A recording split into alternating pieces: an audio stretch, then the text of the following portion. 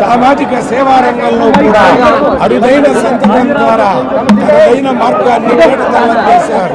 గోదావరి వరదల్లో పోగొట్టుకుని బాసటగా నిలబడిన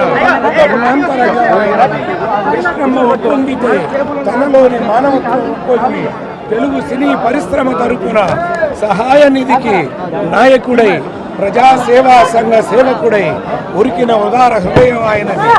తల్లి పేరన వెలసి ఒడుదుడుకుల్లో తల్లడిల్లుతున్న బసవతారకమ్మ క్యాన్సర్ ఆసుపత్రి సారథ్య బాధ్యతను స్వచ్ఛందంగా తాకెత్తుకుని ఆ వైద్య సేవాలయాన్ని విశ్వ ప్రమాణాల స్థాయికి పెంచిన పవిత్ర సేవా నిరతి ఆయనది. ఆయన అర్పించిన నివాళి. తండ్రి ప్రారంభించిన తెలుగుదేశం పార్టీలో తాను అంతర్భాగమైన గడిచిన 30 సంవత్సరాలుగా పదవులకు హోదాలకు అతీతుడై పార్టీ సమగ్రతకు ప్రణమిల్లి ప్రచార విజయ సారథిగా నిరుపమ క్రమశిక్షణాయుత కార్యకర్తగానే కొనసాగటం ఆయనలోని వితరణకు వివేచనకు సాటిలేని నిర్వచనం. ఇది పుత్రిమూర్తిగా ఆయన అందించిన నీరాజనం. ఆచితూచి మాట్లాడే వాచకరత్న అడుగులు కూడా ఆచితూచి వేస్తూనే నిర్ణయించుకుని తనను తానే నిర్దేశించుకుని అడుగు వేశారంటే అది ఓ ప్రభంజనమే, అది మరో ప్రచండ ప్రకంపనమే. ఇన్నేళ్లు ప్రత్యక్ష ప్రజాసేవకు అతీతంగా సాగిన ప్రజారత్న ఈసారి అన్నగారి ఆత్మగౌరవ దీక్షను తలదాల్చి హిందూపురం నుంచి పోటీ చేసి విజయుడై ప్రజాభీష్టంతో దిగ్విజయుడై ముమ్మూర్తుల తండ్రికి తగ్గ తనయుడిని అని నిరూపించుకున్నాడు. పంచభూతాల సమక్షంలో అందరివి జీవితాలే, కానీ కొందరివి మాత్రమే చరిత్రలు. నందమూరి తారక రామారావు ఓ సంచలన చరిత్రకారుడు. ఆ మహనీయుడి ఊపిరిలో ఊపిరిగా అడుగులో అడుగేస్తూ పయనిస్తున్న నందమూరి బాలకృష్ణది ఓ పరిపూర్ణమైన జీవితం. నందమూరి యవనిక పైన మొనదేలుతున్న మరో శిఖరం, రేఖలు విచ్చుకుంటున్న మరో దిక్చక్రం. రేపటి రోజున రాష్ట్రానికే కాదు తెలుగు తేజానికే కావాలి ఆయన జీవితం చిరస్మరణీయం, అనునిత్యం అనుసరణీయం.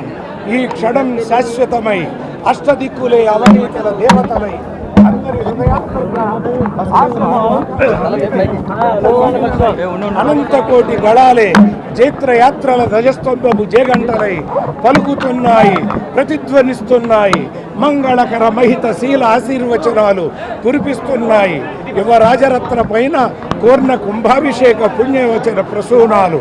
శతమానం భవతి, శతమానం భవతి, శతమానం భవతి. నా గాయత్రా పరం మంత్రం నమాతు పరదేవత నా హరే పరిత్రాత నానుతాత్ పాతకం పరం యస్తాత్ పార్థివ దేహ ప్రాదురభూతేన భగవతి గురుణ సంతున మాంసే శాస్త్రం తస్మై సర్వజ్ఞ మూర్తే పిత్రే వాగర్తాభ్య సంపర్తో వాగర్తభ్య పరితిపతే జగత వందే పితరో భారతీ పరమేశ్వరం.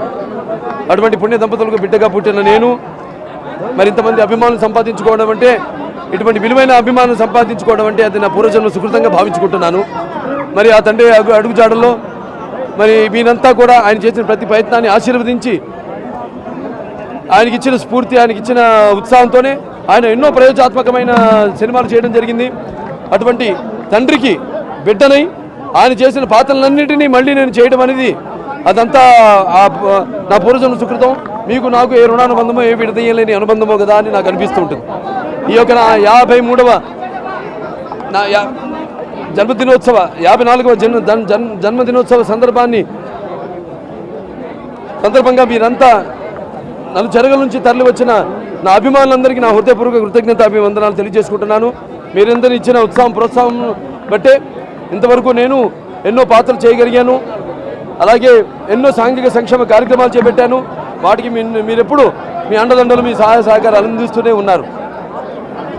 ఇప్పుడు నేను మన కొత్త రంగంలోకి నా జీవితంలోని రెండో ప్రస్థానం ప్రారంభించడం జరిగింది. అక్కడ నాన్నగారు ప్రాతినిధ్యం వహించిన 3 సార్లు హిందూపురం నుంచి, ఈసారి నేను కూడా ఎన్నికల బరిలో దిగి అటు హిందూపురం నుంచి తెలుగుదేశం పార్టీ తరఫున శాసనసభ్యుడిగా పోటీ చేయడం, ఆ విజయాన్ని సాధించడం ఆ తల్లిదండ్రుల ఆశీస్సులతో, మీ అందరి అండదండలతో మీ అందరికీ నా కృతజ్ఞతలు తెలియజేసుకుంటూ తప్పకుండా ఈ యొక్క శేష జీవితాన్ని, అలాగే హిందూపురం యొక్క అభివృద్ధి కోసం, నా నియోజకవర్గ అభివృద్ధి కోసం, రాష్ట్ర అభివృద్ధి కోసం, అలాగే నా అభిమానుల యొక్క సంక్షేమం కోసం, వాళ్ళని ఉన్నత స్థాయికి తీసుకెళ్లడం కోసం పార్టీ కార్యకలాపాలలో ముఖ్యంగా దానిపైన నాకు ఎక్కువ